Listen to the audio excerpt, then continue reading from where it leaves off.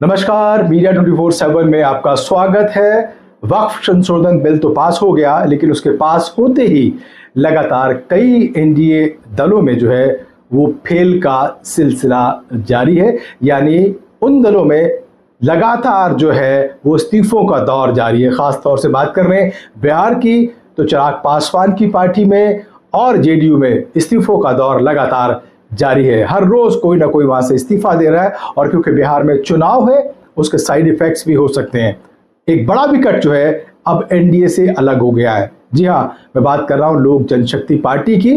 पशुपति कुमार पारस ने अपने आप को एनडीए से अलग होने का ऐलान कर दिया है। उन्होंने आरोप लगाया कि उन्हें लगातार इग्नोर किया जा रहा था, और जिस तरीके के उनके हित थे दलितों को लेकर के उनको नजरअंदाज किया जा रहा था। अब उन्होंने बात कही है कि जो पार्टी जो बड़ा धड़ा उनको सम्मानित सीटें देगा वो उसके साथ जाएंगे। लेकिन सवाल ये उठता है कि क्या वो महागठबंधन में शामिल होंगे, तेजस्वी के साथ और राहुल गांधी के साथ शामिल होंगे, और क्या 243 विधानसभा सीटों में से वो कितनी सीटों पे लड़ेंगे। बहुत सारे सवाल हैं, लेकिन सवाल ये भी है कि अभी चुनाव में देर है, आगे किस किस तरीके की चीजें होंगी और एनडीए में किस किस तरीके की उथल पुथल होगी वो भी देखने में सामने आएगा। तो मुझे वो शेर याद आ रहा है कि इब्तदाए इश्क है रोता है क्या, आगे आगे देखिए होता है क्या। फिलहाल आप देखिए ये रिपोर्ट। बाबा साहेब भीमराव अंबेडकर जयंती पर एनडीए से अपनी पार्टी का नाता तोड़ने की घोषणा करता हूं। हम अब एक नया बिहार बनाएंगे और सभी 243 विधानसभा सीटों पर पार्टी को मजबूत करेंगे। जो गठबंधन उचित सम्मान देगा उसमें शामिल होंगे। पार्टी बड़े जन आंदोलन की तैयारी में है। दलितों, पिछड़ों और वंचित वर्गों के लिए संघर्ष जारी रखेंगे। राष्ट्रीय लोक जनशक्ति पार्टी प्रमुख पशुपति पारस ने इन्हीं शब्दों के साथ एनडीए से अलग होने की घोषणा की और तल्ख तेवर के साथ अपने दृढ़ इरादे भी बता दिए। इसके साथ ही उन्होंने वक्फ संशोधन कानून को लेकर केंद्र सरकार को घेरा। चौकीदार दफादार में पासवान जाति की उपेक्षा का मुद्दा उठाते हुए नीतीश कुमार की सरकार पर जोरदार हमला बोला। वहीं दिवंगत रामविलास पासवान को भारत रत्न देने और निजी क्षेत्र की नौकरियों में आरक्षण लागू करने की मांग कर अपनी राजनीति की दिशा भी बता दी। एनडीए छोड़ने के अपने फैसले पर राष्ट्रीय लोक जनशक्ति पार्टी प्रमुख पशुपति पारस ने कहा, मैं 2014 से लेकर आज तक एनडीए के साथ था।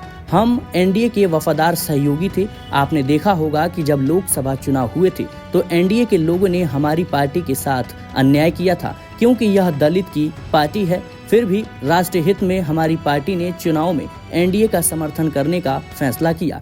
इसके 6 से 8 महीने बाद जब भी बिहार में एनडीए की बैठक हुई तो भाजपा के प्रदेश अध्यक्ष और जेडीयू के प्रदेश अध्यक्ष ने बयान जारी कर कहा कि वे बिहार में 5 पांडव हैं। उन्होंने कभी भी हमारी पार्टी का नाम नहीं लिया, इसलिए हम मजबूर थे। हम लोगों के बीच जा रहे हैं और सदस्यता अभियान शुरू कर दिया है। पशुपति कुमार पारस ने कहा, हम लोग एनडीए गठबंधन के वफादार और ईमानदार साथी थे, पर एनडीए के लोगों ने हमारी पार्टी के साथ नाइंसाफी की। अब रालोजपा चलो गांव की ओर के तहत पिछले 4 महीनों से गांव-गांव जा रही है और सदस्यता अभियान भी चला रही है।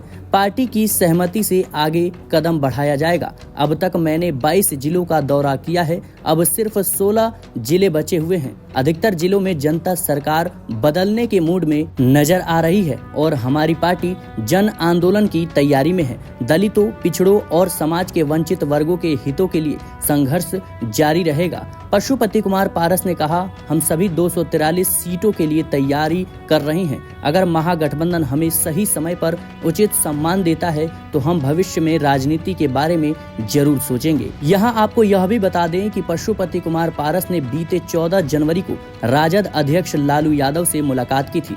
इस मुलाकात के तरीके को लेकर सियासी गलियारों में चर्चा हो रही थी। दरअसल देर शाम अंधेरा होने के बाद पशुपति कुमार पारस पिछली गेट से राबड़ी देवी के आवास पर पहुंचे थे।